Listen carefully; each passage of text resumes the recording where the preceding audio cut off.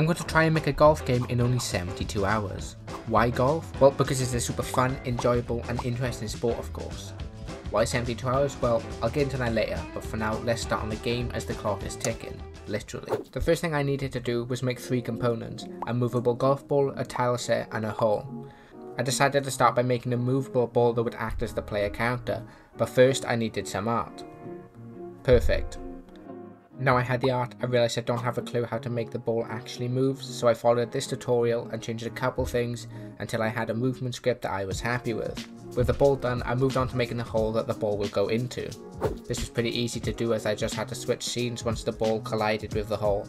I'd like to add some particles and sound effects to this if there's enough time, but for now this will do.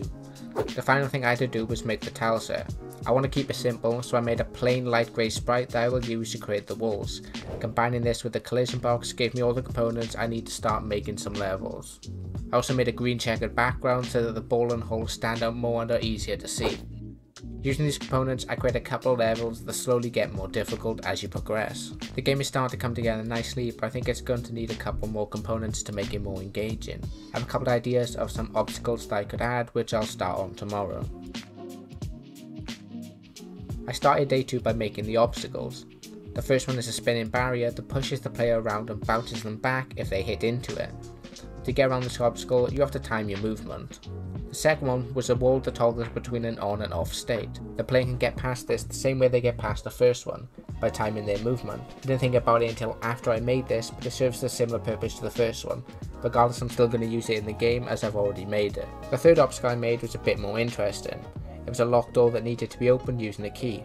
The key would be placed on the level somewhere and the player had to find the key to get past. With these 3 new components, I could start making some levels, and while I do that, let's talk about why I want to make this game in only 72 hours. I want to make 4 games and 4 devlogs by the end of November, to improve both my game dev skills and my video creating skills.